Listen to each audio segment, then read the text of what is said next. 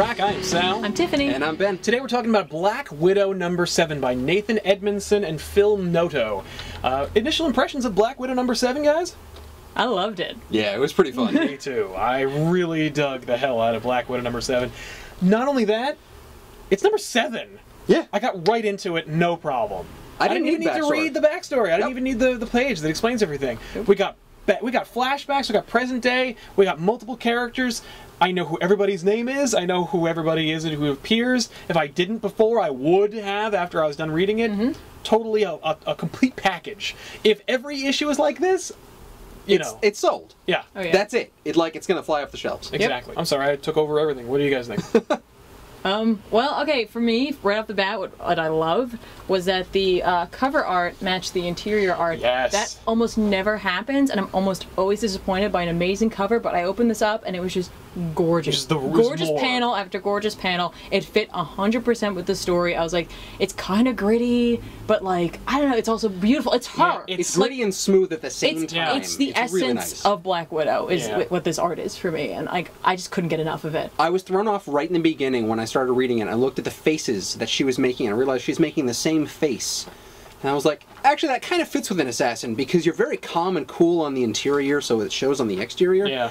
And I was saying to myself, like, these faces are almost too real, and then I kept reading, I was like, no, they're great. They're just fantastic. No, I love that it's the same face over and over again, because it's her dealing with Matt Murdock, and like she's trying her poker face, but like he can't hide with him. And like, I thought that was really cool. Yeah. I don't know, maybe it's just me, I love the fact that we see her without herself put together. Like, she wakes up and like Black Widow isn't all put together every morning. Like she goes through the whole ritual. I was like, that really speaks to me. Phil Noto's art, I feel, is very like, it's like a blend of photorealism and hyper stylized painting. Painting.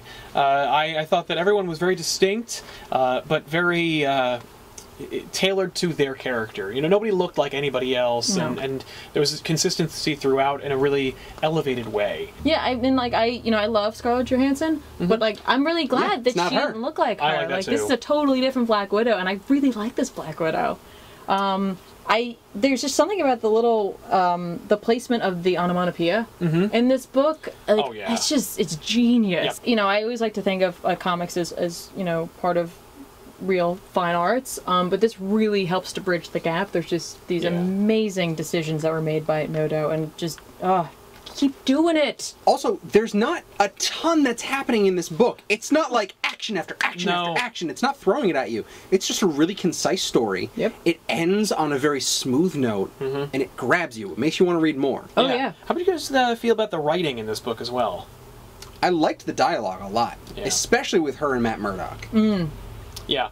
The interpersonality between everybody was great. I feel like the writing was a perfect marriage with the art. Oh, absolutely. It didn't try. No one's trying to one up each other. They're all working together in harmony to make something really beautiful. Yeah. It's like they had the same idea. Yeah. I did like the fact that each character had their own voice, in a sense. Like, anything that came out of Black Widow's mouth, I didn't question it whatsoever. Right. Like, everything worked just perfectly. Her inner dialogue worked really well. Yeah. It was, I also like the fact that Daredevil seemed kind of tortured right at the end. Like, he was torn, because he's like, I can't tell what you're saying anymore. Yeah. Like, you may be lying to me, and that really throws me off. That rattles my cage, yeah. He's like, then you have to get out of here. well, no, I don't think it just rattles him. I think it hurts him. Like, if they used to have a thing going on, as it mentioned in the beginning, like, that would cut him deeply. It's like, I used to know you, and now I look at you, and there's nothing there. You're just another person. Like, that would hurt. Not only that, Daredevil can see people better because he can like feel their emotions, he can feel their heartbeats. Because he can't sense it, it's actually like she's subhuman, like she's not even a person, because he has a connection with everyone he encounters. That's awesome. So that's rough. And he used to sleep with her, so like that was a big deal. Yeah, I really like that, and I like the attention to continuity, but not making it a crutch. It's something that they really were happy to celebrate. I think I'm gonna give this a 10, because it was it's exactly what you sold it. It's a perfect marriage, and it's self-contained, but it's part of an overall story. I don't even need to read Black Widow 8.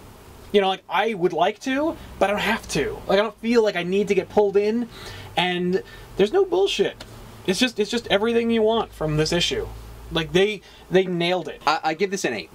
It's a really nice marriage for me. It's a great comic. There are a few spots where I wanted to see something a little different or I wanted something explained, but I would say that overall it's fantastic art, fantastic writing, a really cool story, a great interpretation of the character and what she's going through, and it just makes me want to read more. Yeah. All right. I would also give it a 10, and if I could give it higher than a 10, I would, because she also has a cat. And I was like, of course she has a cat. Yeah, that makes a lot of sense. The book itself it's gorgeous, and like the fact that, like you were saying before, that the writing and the art don't compete with one another. No, I'm in. Like, I want to pick up 1 through 6, and I'm in, guys. That's it. Don't mess this up, because you made a reader out of me. Like, I'm on board. Totally. Now, you shouldn't misinterpret my scale. Like, I gave it a 10 because it's a perfect Black Widow book. I don't mean that it is like better than Dark Knight Returns or that it's like transcendental in any way. You know, this is a perfect comic. This is exactly what they set out to do. Oh yeah. But it's not better than Watchmen. Anyway, that was Black Widow number 7 from Marvel Comics. I want to thank you all for watching. Click the like button and subscribe to the channel if you haven't already, and visit us at littlehouseonline.com. And you can also visit our friends over at comicsfix.com, the online Netflix of comics, where you pay one low rate, you get access to tons of great indie comics. Yeah, do that. But also, if you want to come and see us live and tell us what you thought about Black Widow, come on over to the Garden State Comic Fest on August 23rd at the Morristown Hyatt. We will be there, and we're going to have a panel and tables and cards. The works. And an issue of bonus round playing. That's right. Well, not an issue, but a live round. A live bonus There's gonna round. be a lot of cursing. Round bonus round. It will be. We apologize to our neighbors in advance. There will be some cursing. I don't think we need to apologize to them. But yeah, and if you haven't already, check out Bonus Round. Tiffany is 50% of that show. You can check it out. Link in the description below. You can check out everything that we have ever done in the description box below. I want to thank you all for watching. We'll see you next time. Goodbye. Bye.